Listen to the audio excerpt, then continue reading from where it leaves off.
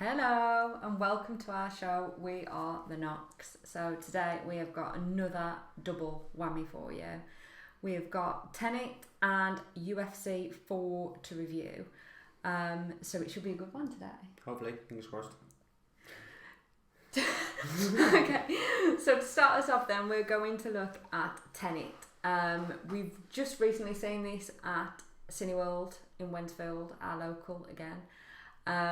And we used 4DX, didn't we? Watched it in 4DX and it was brilliant, wasn't it? In 4DX. Really good.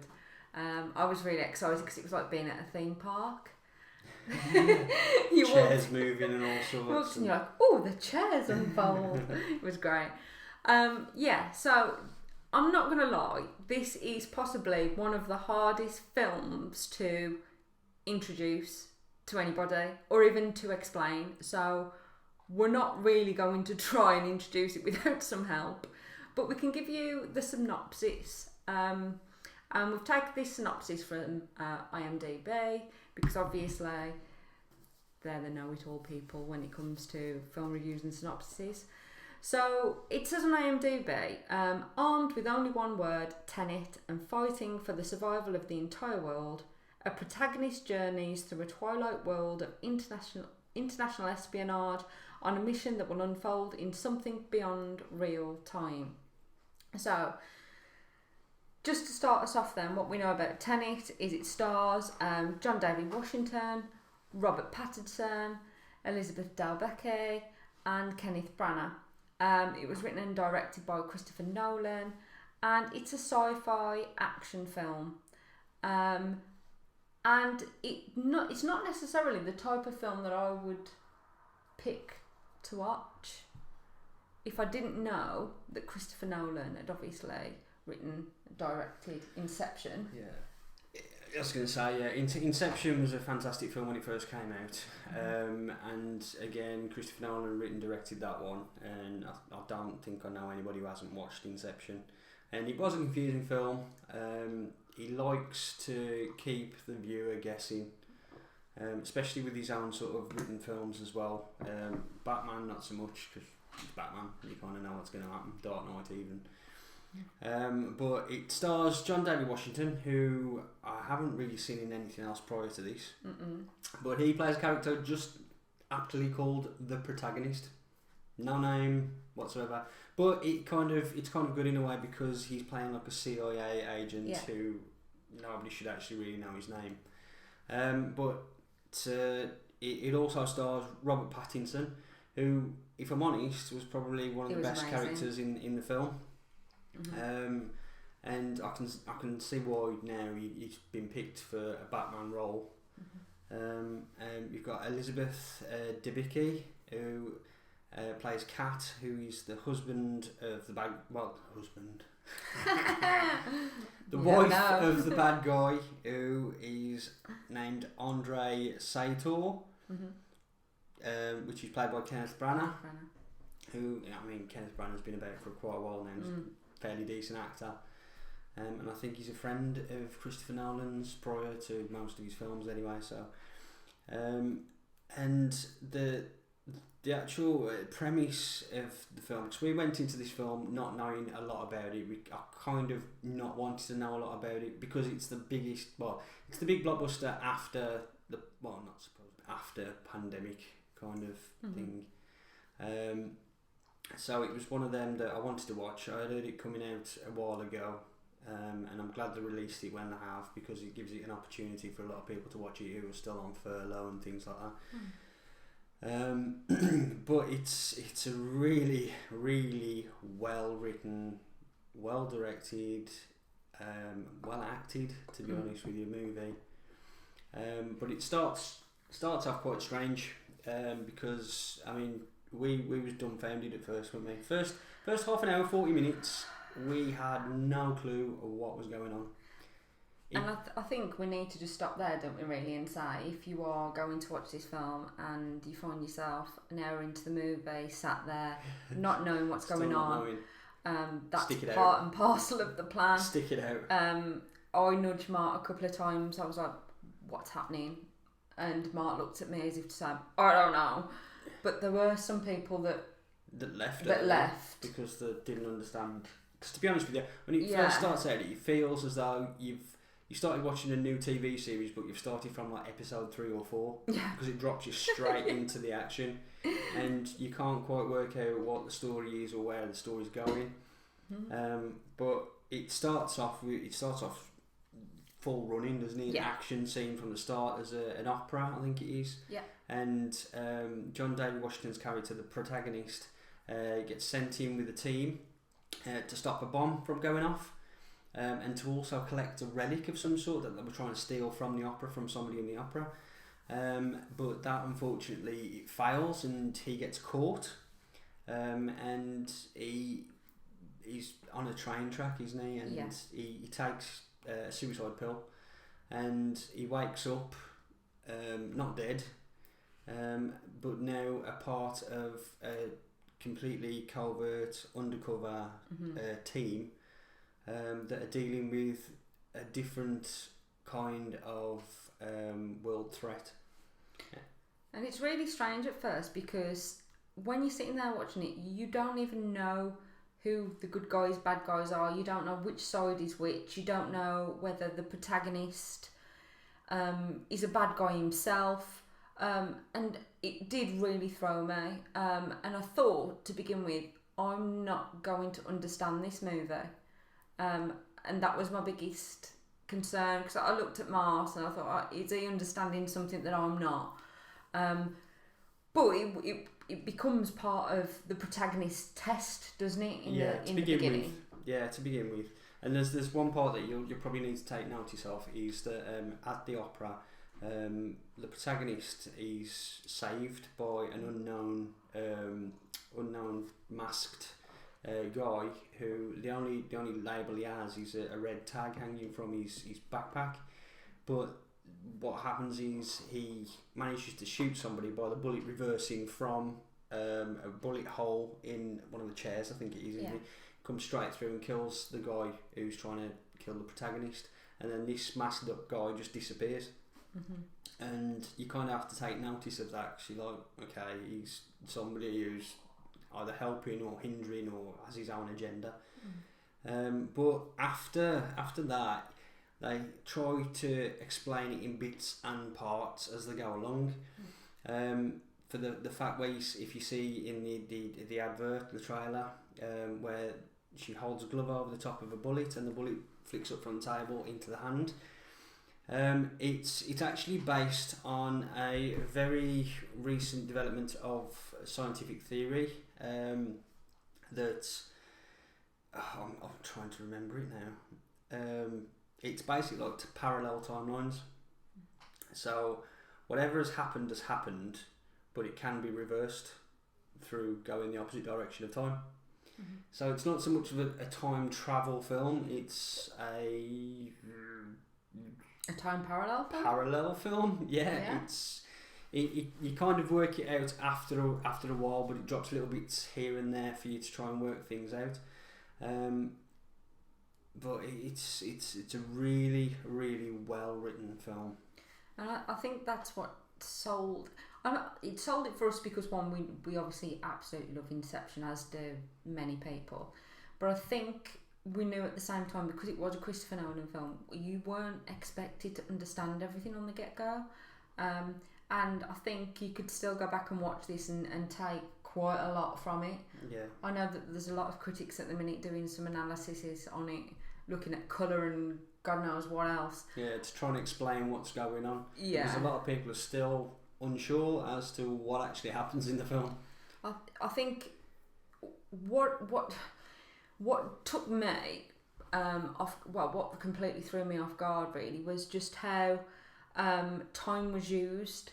Like Mark says, it's not about time travel as such. It's about time being parallel. Parallels, yeah. And I just remember I knew how everything fit together. I knew the story, I understood the story, and then I eventually knew who the protagonist was, and I knew how his relationship worked with Neil and Kat. I got that, but I really had difficulty trying to kind of understand how everything was piecing together Yeah. and where the film was going.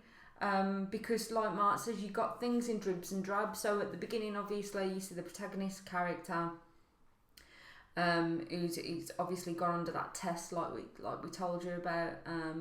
He bites the suicide like cyanide pill, and then he ends up with an agency doing some sort of covert operation. And it's only when he really meets Kat's character that you understand where it's leading to, where this is going, and that's what you see in the trailer, isn't it? It's where you get to see the two bullets and the concept behind it. I think that's when you know it's a Christopher Nolan film, because as soon as I saw those two bullets, it was like, what did I say to you? Very much like Inception. The totem in Inception. And it was like, this bullet is from the past, and this bullet is from... the bullet was from the future. That's it. This bullet's from the future. But it was travelling backwards. Yeah. And you just have to stop a second and you're like, huh? Yeah. And, you know, I understood it then, because it was kind of like, you know, she goes to drop something. She says it won't rise into my hand because I haven't dropped it yet. Yeah. And then you have to actually physically make the move as though you dropped it for it to reverse back into your hand for you to catch it, kind of thing. Yeah. Yeah, it was really, really strange. But by the end of the film, I must say, by the end of the film, you should pretty much understand what's going on, and work out that the film drops you in the place it does to begin with, because its time is an endless loop of itself within this film. I mean, we loved it. I still come out thinking, oh my god, I really like this. But when it come to doing this review, I thought, I don't know how I'm explaining this. It's going to be a bit difficult. And you can't really explain it properly. We can give you like the basics, but we can't explain it properly without you revealing the spoilers. The big spoilers. Yeah. And you know, even when we got back from the cinema, if we're really honest, jumped onto YouTube, didn't we? And tried to find somebody who broke it down. Who broke it down in chunks. Yeah. And when we say we can't explain it to you, if you go onto YouTube after you've seen this review and type in Tenet explained or something like that, you will see videos that are like 50 million different videos of how they're trying to explain. And they're not 5-10 minute videos. No. They're really lengthy videos of people trying to break it down section by section. So if you want something a bit more intense to break it down, then look at those. Because obviously we're watch the film first. Oh god, yeah, don't watch it before. Yeah, I wouldn't look at them because it'd ruin it for you, to be honest. Yeah, yeah. Because I think part of the actual film is working things out with the character. Yes. You know. Yes. But I mean, as characters go, John David Washington. To begin with, I mean, when the film first starts, he's very 2D. You've not got any kind of backstory to him. And he's kind of wooden to begin with. Mm-hmm. Like his acting is very Pinocchio. And then you kind of meet Robert Pattinson, who is very quintessential British. He's great. Yeah, very. I mean, to be fair, he's quite James Bond in a way in this film. His accent's very overplayed for this film, though, isn't it? Yeah. But very to overplayed. be fair, he's probably the better character out of all of them, to be honest. Yeah. And then it's not until later on in the film that John David Washington's character, the protagonist, actually becomes a bit more relatable and 3D. Mm-hmm. And then you've got the bad guy, the villain, Kenneth Branagh. And he wasn't a fantastic villain. He did well with a Russian accent, I suppose. Yeah. But it's not until later on in the film you understand why he is the actual villain and why he's doing some of the things in the film. Just one other thing that I'd like to note about the protagonist is, at the beginning there was a really frustrating part for me, and that's when he hasn't got a clue where he is. He goes to see that scientist Kat, who's explaining to him. No, Kat's the wife of the bad guy. What's the scientist's name? I don't know what the scientist's name was. Sorry, I keep calling the Kat. For very long, like a cameo kind of thing, but... So, well, he goes to... Well, he's obviously explained, isn't he, about the whole process through her. Yeah. And during part way of that conversation, it was like then he become the all-knowing, and it was like he knew more than her. Yeah. And I thought, well, this is really strange because you've woke up somewhere completely odd. You don't know where you are. You've just been explained. Well, you know, someone's just taken the time out to explain this kind of scientific equation of how things are happening, and now all of a sudden you've got like this knowledge of it that starts to question her. Like, and I was like, hold on a minute. What was the question that he asked her now? Have you thought about doing this? And I thought, well, she's a scientist. Of course, she's thought about doing it. So that was an odd bit. But I think the more I look back on that, the more I think, well, he's probably been in that situation before with her. So yeah, it's quite strange because you question the whole thing. Yeah, yeah. By the end of it, you can question everything about it. But it's a really good film. I mean, just to kind of break it down, they're basically saying that we're on one timeline at the moment, just for going forward. But parallel to that is a timeline that is exactly the same, but it's going in reverse. And the reason, I mean, if you see in the trailer, there's a reason why they're having to wear masks is because everything's in reverse. It means they're breathing in carbon dioxide and not breathing in oxygen, so they have to wear a breathing mask, otherwise they'll die or pass out and die after. But yeah, I mean the action scenes, the fight scenes, fantastically choreographed, because I watched a little video on it afterwards, and all the stuntmen had to learn how to fight in reverse. So instead of pulling punching, they were pulling a punch back, and it looked as though they were punching them, and it was really well choreographed and thought out. And I didn't know that at all when, you know, because I said to you, didn't I? I said, oh, they've just really done it in reverse. They've just reversed the time. It could have been done, like... Some of it could have. Yeah, but it wouldn't, I don't think it would have matched up, it wouldn't have worked, and it took them longer to actually do that. It is one of them films that you'll come away and you'll have a discussion like we did and work out the whole mastery of it. Yeah. The brilliance of it. It is one of those that you really, really, really need to experience at the cinema, on the big screen. Preferably, get yourself some 4DX tickets if you've got a cinema nearby that's got the cool seats and things like that.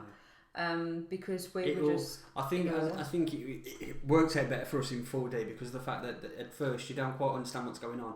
So the 4D was actually keeping you active and moving. As though you're in the actual film. And it kind of stopped a little bit of the lull in the film, didn't it? Really, kind of, because you were jogging with the bloke. I've got to admit though, at first I did think to myself, we're watching this in 4DX, is that the reason I'm not getting it?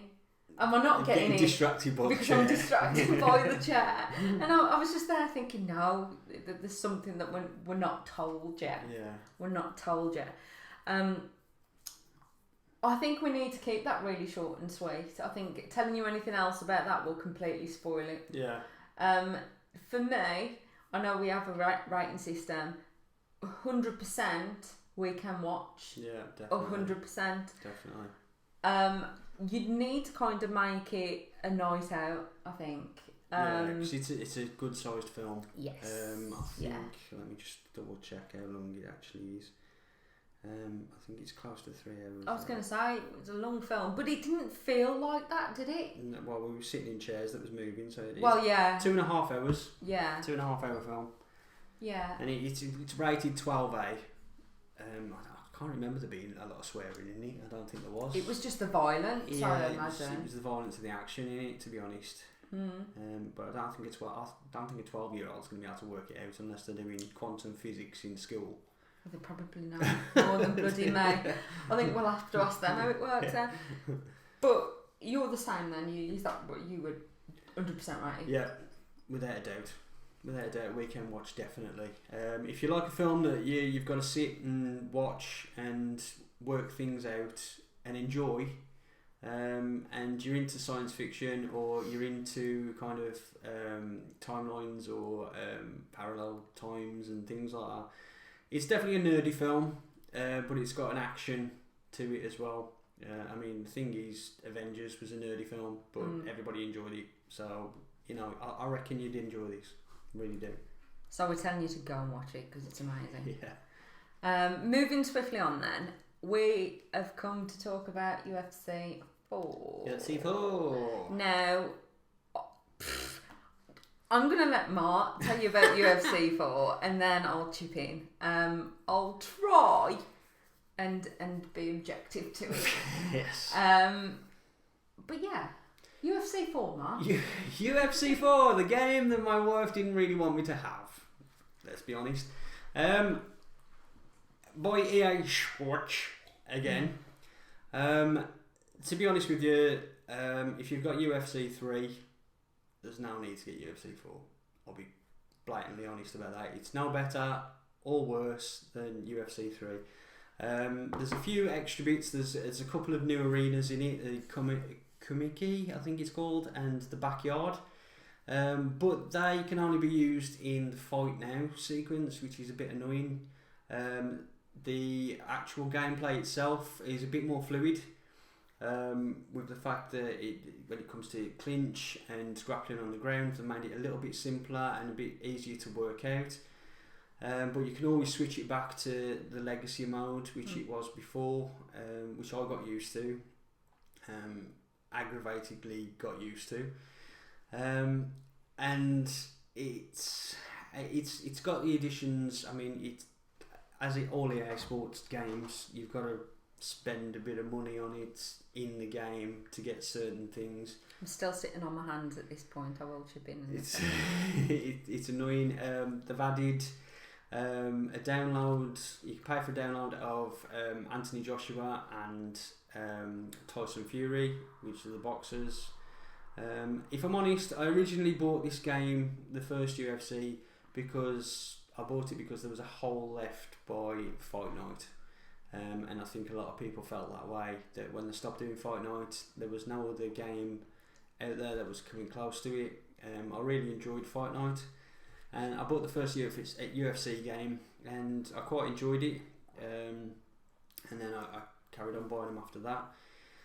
But this UFC 4 is, as I say, it's no better, it's no worse. There's a few bits that I think personally they could have done better, in the way of the actual when you in a fight. I personally like to see the damage that I've done to the other person. It's quite sick, I know. Bit of gore. But they kind of cut away from that. Like, if you've got a cut on his eye and he's bleeding all over the place, I want to know what damage I've done to him. Makes me feel like, yeah, if I work on that area a bit more, he's going to be knocked out. The other thing that has annoyed me about UFC 4 is the fact that they've got these two new arenas, which are actually quite good. They're good additions. But I like to create tournament, but you can't use those arenas in the create tournament, which doesn't make any sense to me. The only time you can use them is in the Fight Now sections, which is the Fight Now stand and bang knockout mode, and one of the other modes as well. But that's all you can use it for. The career mode, again, is no better, is no worse than last year's career mode. They've just added a few new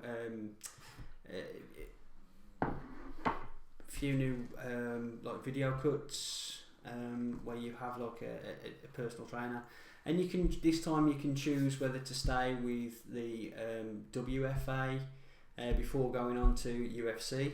If you stay with the WFA for longer and win the championship there, you get a higher ranking when you move over to UFC, which is something they don't explain to you at first.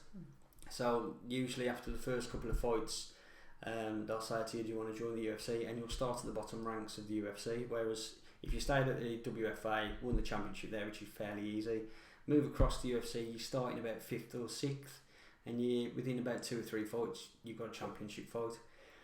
I think the training on the career mode has got a little bit better, because you have to actually physically do boxing, the BJJ, the Muay Thai, or the wrestling, and then you've got the heavy bag as well. If you are playing the career, I'd say give each one of them a go, because even if you can't do the specific things that they're asking, your fitness level still rises. So, you know, stick through with it, and you can always replay it after you've done it anyway. Once you've figured out what it is you've actually got to do, you can press replay again and just do it properly next time. But in all honesty, I would have probably given it a miss. But I did get Jen to play it. Don't even start, right? Okay, I'm gonna say my 5 pence worth. Go on, go for it. Can I just let you boy? No. With all EA games, there seems to be a running theme, and that is it's no better than last year, and it's no better than the year before, and the year before that. Yep. And they are robbing bastards. That's what they are.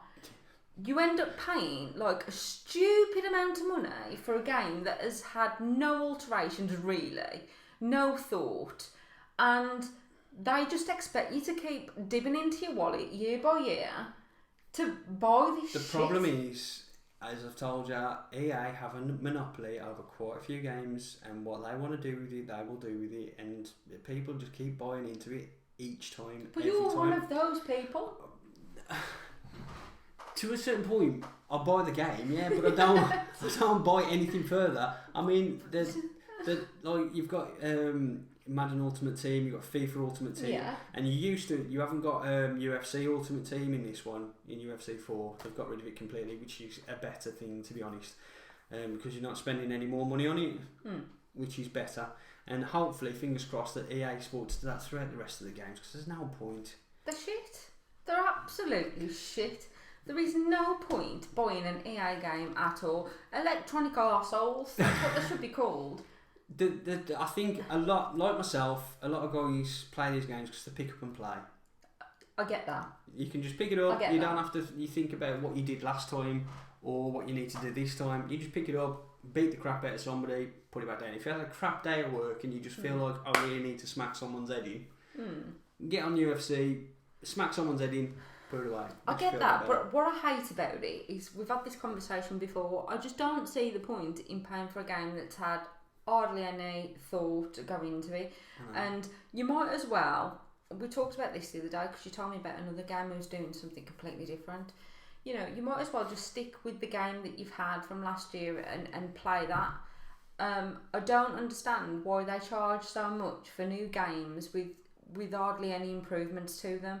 Not only that, they've been done how many times for in-game gambling, haven't they? Yeah, well, they're actually going through. I think they're going through proceedings at the moment about that because a lot of the like the Ultimate Team and stuff like that, they've got the packages that you pay for, and you're not guaranteed on what you're going to get.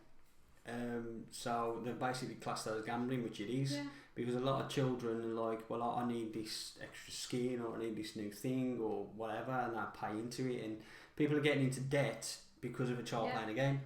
I think that's the trouble with EA games. They've almost become like a top trumps deck. But the thing is, EA make more money from that than they do the actual sale of the game. The game itself, is sold at an under cost, but because they had like Ultimate Team and things like that, where you have to pay for the extra packs and that's where they make their money. I think the only other thing I'm going to mention, and I'm not going to keep going on about it because it could be a whole rant in itself. It could be a whole rant of me just going to terminate on EA games. I hate the idea that you have to play a fighting game to kind of get your aggression out. So you've had a bad day, okay? Now, if I had a bad day, I'd want to come back home and play games that made me feel happy. I'd probably put on blooming... I'm waiting for you to say, go on, what's the game called? Edith Finch. Oh, okay, yeah. What Remains of Edith... I was waiting for him to say what's eating Gilbert's grave, like he normally said. You know, I'd play something like that because it's going to lift me up, it's going to make me feel a bit more perk. But yeah, Mart will put this game on, he'll land 7 colours of shit out of somebody, and it won't make him feel any better It'll just make him feel more aggressive. No, I have to stop it, right? Because this is the guy, and this is obviously wrestling is by EA Games as well, isn't it? No, it's not. It used to be by Dukes, but Dukes. and then it took over by 2K. Oh, that's right. 2K yeah. Dropped out now, I think. I can't remember. The last one, it was absolute dire. Now, I can't remember if this was Madden. No, it weren't Madden, sorry. Erase that. Mm-hmm. I can't remember whether this was UFC or whether it was a wrestling game, but I remember Mart actually physically tearing up. You're laughing? A controller in his hand because he was so pissed off, right? He couldn't win. He could because. No, let me. No, hold on a minute. With games like that, right, the computer 100% will screw you over. It doesn't matter how far and this is it. You enter a career mode or anything like that in one of these games, a story mode, you get so far, you're in the Premiership, or you're about to win a title, along comes AI with its stick to bash you over there and say, you're not having that. And that's what the way he was going to put that stick down for a second. And that sets you off massively. You go proper toys out the pram. Let me just defend the breaking of the controller. I was playing. Was it wrestling? Okay. Right? And to unlock Stone Cold on that game, I remember. Yeah, I had to start as number 1 at the Royal Rumble. Yeah. And finish, right? Mm-hmm. And I got to the last person who happened to be the freaking Undertaker, and he tombstone my ass out the ring. You know why? Don't even. Undertaker's got mad skills. Fucking dead bastard. But this is just my gripe with you. And I'm sure that there's loads of people out there that absolutely love UFC, love EA games. I'm not one of them at all. And it really does something to me when I find out that Mart's downloaded the latest one, because he won't physically go and get a copy now. He'll secretly download it from the PlayStation store and then he'll play it like I'm absolutely oblivious to the fact that this is the new version, despite the date coming up on the screen.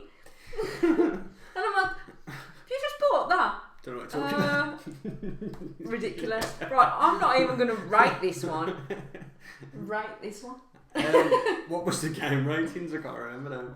Is it a purchase that you know?